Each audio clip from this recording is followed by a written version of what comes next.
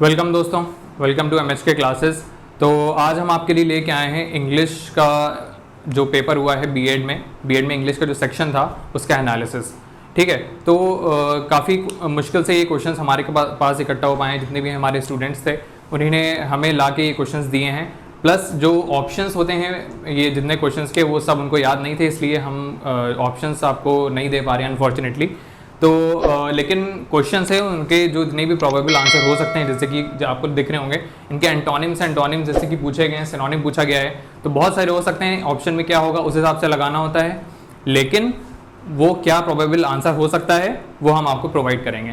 Plus जो हमने जो एनालिसिस किए हैं और भी सेक्शंस के, जो हम लोग ने जीके का करा है, रीजनिंग का करा है, मैथ्स का करा है, इनका एनालिसिस अगर आपको देखना हो तो आप आई बटन पे क्लिक करके देख सकते हैं। ठीक है, तो शुरू करते हैं हम अपना पहला क्वेश्चन है हमारा find the synonym metal.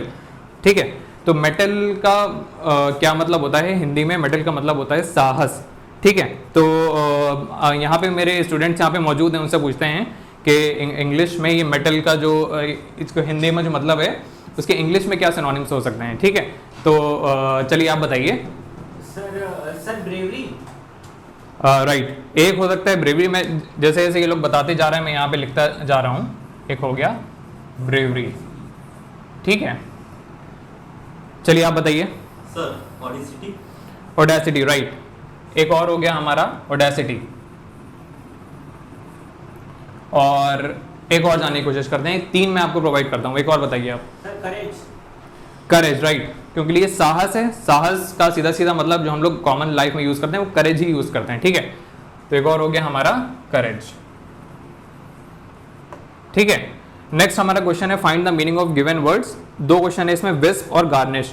Wisp का मतलब होता है थ्रेड और flexible like structure, thread like structure और फ्लेक्सिबल लाइक स्ट्रक्चर। ठीक है, मैं यहां पे लिख दे रहा हूं थ्रेड और फ्लेक्सिबल स्ट्रक्चर। ठीक है, हम लोग बोलते हैं जैसे कि विस्प ऑफ स्मोक किसी भी फॉर्म में हो सकता है। जैसे कि हम लोग, जैसे कि आपने देखा होगा स्मोक करते हैं जो लोग, उसमें से जो धुआं निकलता है पतली सी एकदम स्ट्रैप की तरह से, वो क्या होता है? वो एकदम उसको बोल सकते हैं हम विस्प ऑफ स्मोक। ठीक है, तो बताइए और क्या होता है? सर थ्रेड हो सकता है, सर फ्रैगमेंट हो सकता है, और sir strand.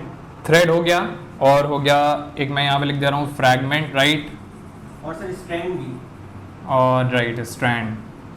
Very good, thank you sir. ठीक।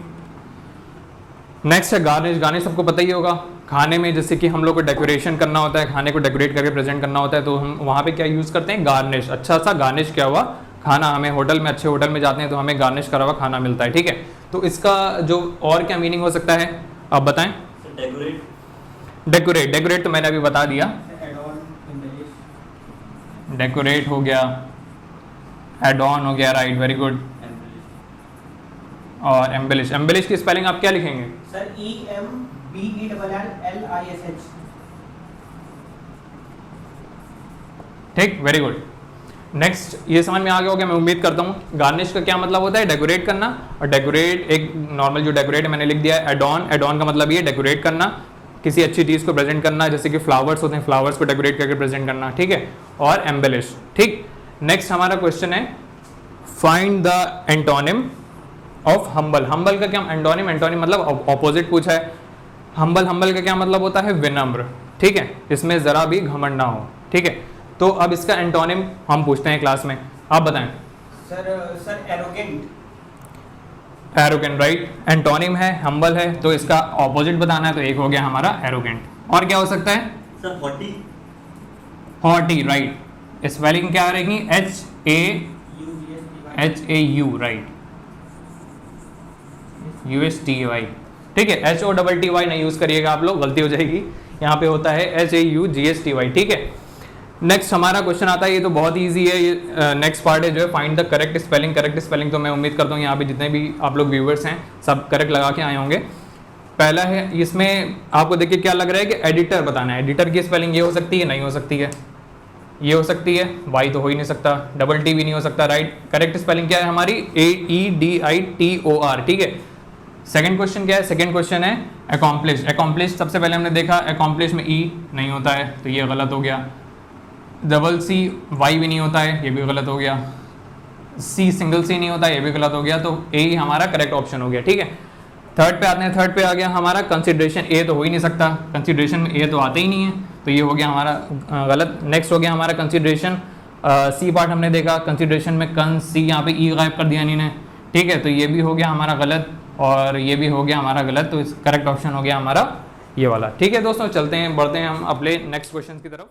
तो दोस्तों ये हमारे नेक्स्ट क्वेश्चन से ही मैंने लिख दिए हैं यहाँ पे, लेकिन ये लिखने के पहले मैं एक बात आपको ये बता दूं कि जितने भी क्वेश्चंस आए हुए थे इंग्लिश में करीब 45 से 50 के बीच में क्वेश्चंस आए हुए थे, लेकिन जितने स्टूडेंट्स ने हमें बताए हैं, हम तक पहुंचे हैं जो क्वेश्चन, उनका ही सोल्यूशन में हम लोग आप तक पहुंचा पा रहे हैं। ठीक है, कुछ क्वेश्चन थे जो कि पैसेज के फॉर्म में थे। एक में फिलर्स वाला पैसेज था, आप लोग ने देखा ही होगा, याद ही होगा सबको। फिलर्स मतलब एक एक जो फिल इन द ब्लैंक्स होते हैं उनके ऑप्शंस होते हैं, तो उन फिल इन द ब्लैंक्स को ऑप्शन देख के फिल करना होता है कौन सा ऑप्शन जो सही होता है। ठीक है, एक पैसेज ये था, तो उसको पॉसिबल नहीं है याद करना, और अगर हम तक पहुंचेगा वो तो हम लोग आप तक जरूर पहुंचाएंगे। ठीक है, उसका सोल्यूशन। एक और पैसेज था जो कि कॉम्प्रिहेंशन पैसेज था।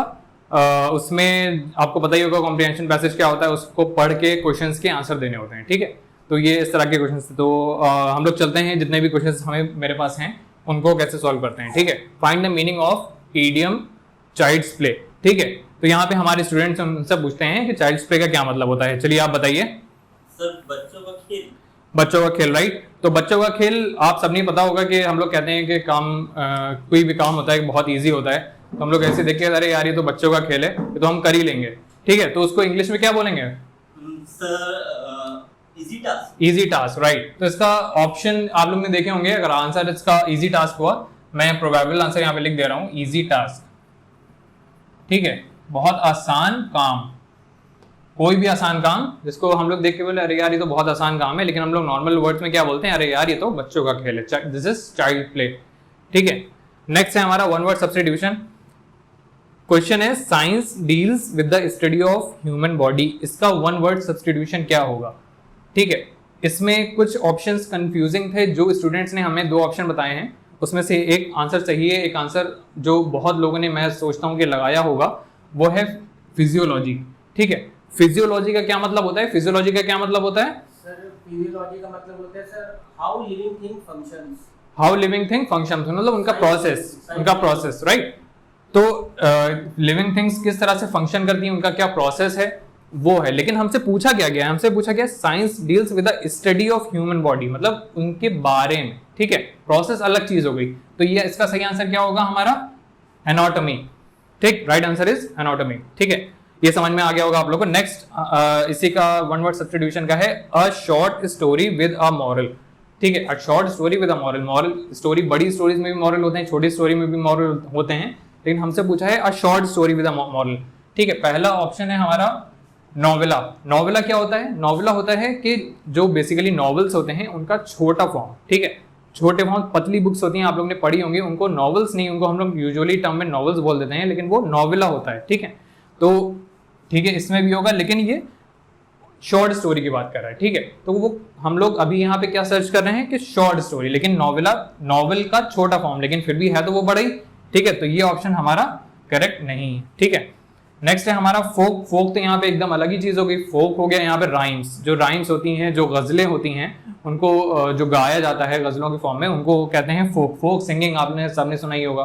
ठीक है, तो ये भी ऑप्शन यहाँ पे गलत हो गया। नेक्स्ट है हमारा डी एपिलॉग। एपिलॉग क्या होता है? जो राइटर्स, जो ऑथर्स यूज करते हैं अपने बुक को कंक्लूड करने के लिए। लास्ट में आप लोगों ने देखा होगा, अगर आपने कोई बुक पढ़ी होगी तो एपिलॉग वर्ड, एपिलॉग एक हेडिंग डली होती है, उसमें नीचे 2-3 पेज का कंक्लूजन होता है पूरी बुक का, जो उसने राइटर ने लिखी हुई है। ठीक है, तो वो होता है एपिलॉग। प्रोलॉग क्या होता है? प्रोलॉग में भी बता दे रहा हूँ, प्रोलॉग होता है जो स्टार्टिंग में हम लोग यूज करते हैं, कोई राइटर जो यूज करता है जो स्टार्टिंग में अपने बुक के बारे में बताने के लिए, मतलब जो आगे वो बताने जा रहा है उसको क्या कहते हैं? प्रोलॉग। ठीक है, तो एपिलॉग, एपिलॉग भी नहीं होगा यहाँ पे, तो आंसर हमारा क्या हो गया? फेबल। ठीक है, नेक्स्ट क्वेश्चन है हमारा फाइंड द एरर। इसमें एरर कैसे बताएंगे? ऑल्दो शी हैज स्टडीड, ये ए पार्ट हो गया, slash English for almost a year, she is yet to learn the alphabet. She is yet to learn the alphabet, ये C हो गया, और हमारा लास्ट जो है वो डी है। ठीक है, नो एरर। ठीक है, तो इसमें क्या लग रहा होगा आप लोगों को? कुछ लोग जो हमारे पास आए थे इस क्वेश्चन को लेके, उन लोग ने ए पार्ट लगाया है, उनको लग रहा था यहाँ पे हैड होगा, ठीक है, हैज की जगह पे हैड होगा, लेकिन यहाँ पे हैड क्यों नहीं होगा? क्योंकि यहाँ पे जब हम लोग बोलते हैं तो उसमें क्या बोलते हैं कि उसने पढ़ा है, उसने इंग्लिश ऑलमोस्ट 1 साल के लिए पढ़ा है, ठीक है। तो है मतलब प्रेजेंट परफेक्ट हो गया, तो प्रेजेंट परफेक्ट में हम या तो हैज लगाते हैं तो हैव लगाते हैं, यहाँ पे हैड नहीं आ पाएगा, इसलिए यहाँ पे ए ऑप्शन गलत हो गया, ठीक है। नेक्स्ट है English for almost a year, ये पूरा सही लग रहा है। उसके बाद है she is yet to learn the alphabet, ठीक है, she is yet to learn the alphabet, इसमें क्या हो गया? अल्फाबेट या अल्फाबेट्स। अब बात यहां पे आती है कि अल्फाबेट हो गया, अल्फाबेट्स होगा, ठीक है। तो यहां पे होना चाहिए अल्फाबेट, ठीक है। क्यों होना चाहिए अल्फाबेट? क्योंकि लिए यहां पे उसकी बात हो रही है कि वो कुछ नहीं सीख पाई, मतलब अल्फाबेट तक नहीं सीख पाई। अल्फाबेट तो बात की बात होगी, वो अल्फाबेट भी नहीं सीख पाई, इसलिए ये आंसर हमारा क्या सही होगा? सी वाला, ठीक है दोस्तों। तो यहाँ पे दोस्तों ये हमारे हमारे पास जितने भी क्वेश्चन थे वो इतने ही इकट्ठा हो पाए हैं, और अगर आप लोग को कोई भी क्वेश्चन ज़्यादा याद हो, हमारे ये टोटल मिला के 10 से 11 क्वेश्चन थे, अगर आपको और ज़्यादा क्वेश्चन हो हम लोग ये पार्ट 2 इसमें बनाएंगे। अगर हम लोग के पास 12 से 15 क्वेश्चन हो गए तो आप लोग प्लीज़ कमेंट करके हमें क्वेश्चन हम तक पहुँचाएँ और हम लोग उसका सोल्यूशन आपको बताएंगे, ठीक है। तो यहाँ तक आप अपना आज का सेशन रखते हैं, और प्लीज़ हमारे चैनल को सब्सक्राइब करें, वीडियो को लाइक करें, शेयर करें। हम लोग मिलते हैं नेक्स्ट वीडियो में, तब तक के लिए